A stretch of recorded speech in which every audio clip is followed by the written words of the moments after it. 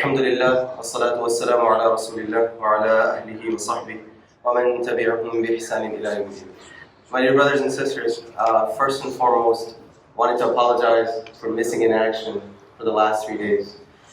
Wallahi, I wanted to do Post-Isha Gems, but my team and I, we were swamped.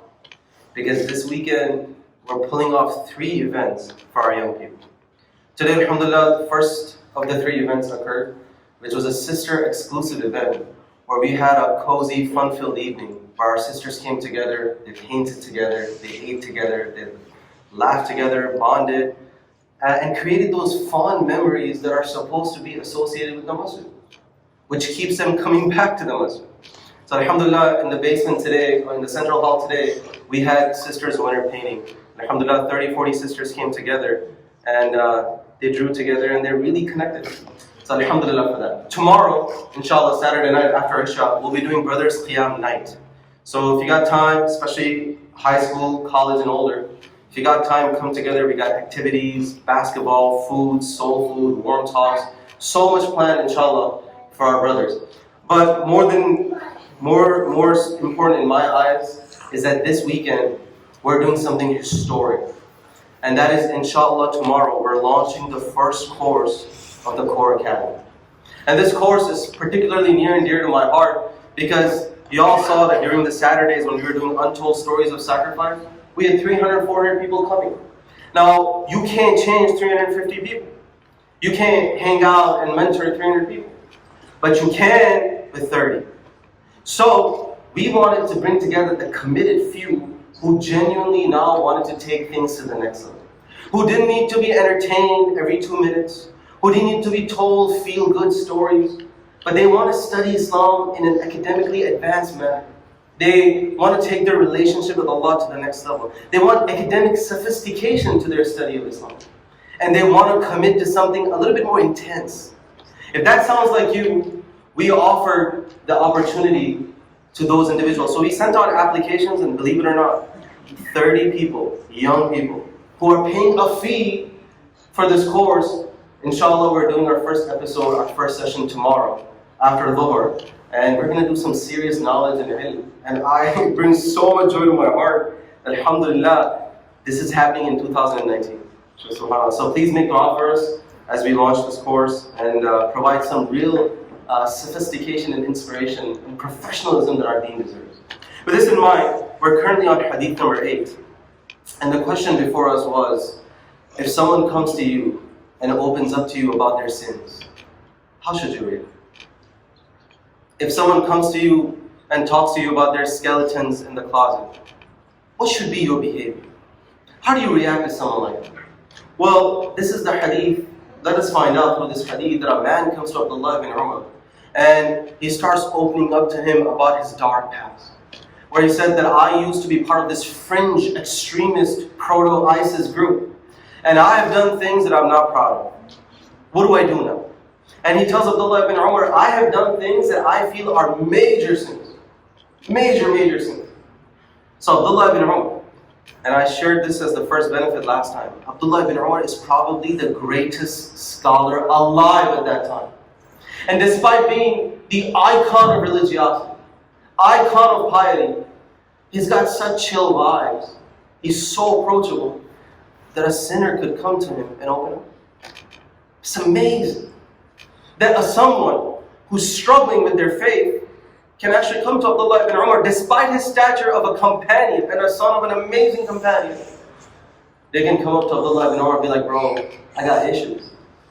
And they could have a heart-to-heart talk. So when the man comes to Abdullah ibn Umar and opens up, and he tells him about his rep sheet, what is the first thing Abdullah ibn Umar says?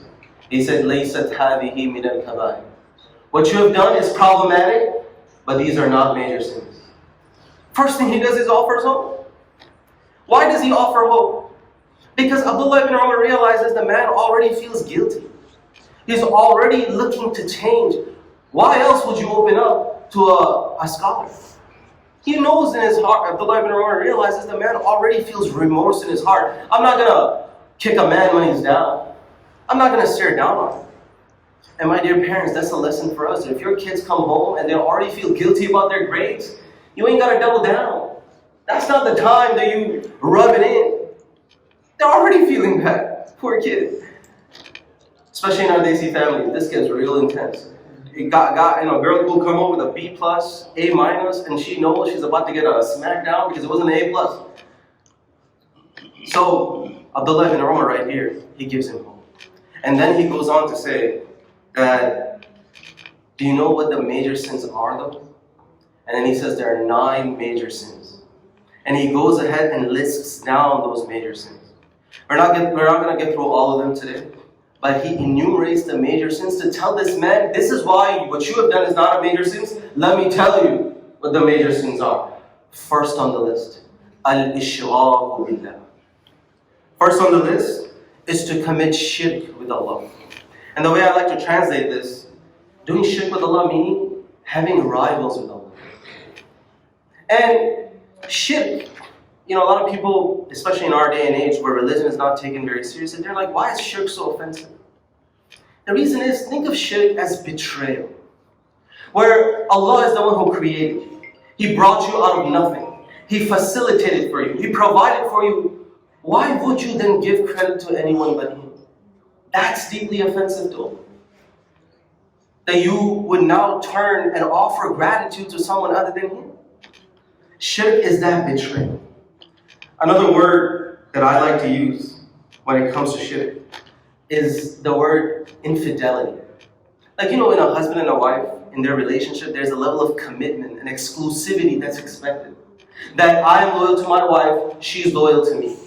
Now, in that relationship, when the spouse turns to other than who they have committed to, it hurts. So shirk is kind of like cheating on God. That you were supposed to be loyal to Him. He did everything for you. Why are you lowering your head to someone else? My dear brothers and sisters, with a bleeding heart, I tell you this. In my own country of Pakistan, you go to the city of Multan. It's known as the city of saints. In the Quran, we have 500 verses, or near close to that, where Allah says, do not make dua to other than me. In tad'uhum la yasma'u du'a'akum. Where you do call upon other than Allah, they can't even hear you. Were they to be able to hear you, they can't do anything to help you. 500 verses where Allah says, make dua to me. It's offensive to me that you turn to other than me. You go to Multan, and there are people bowing down and literally worshipping graves. And they're, by the way, graves dedicated to a specific need. You're struggling with children, you go to that grave. You're struggling with not finding a spouse, you go to that grave. You got finance issues, you go to that grave. You're looking for an American passport, you go to that grave. This is the situation. And there are hundreds of verses where Allah is like, dua is special. Ad-du'a'u huwa al-ibadah.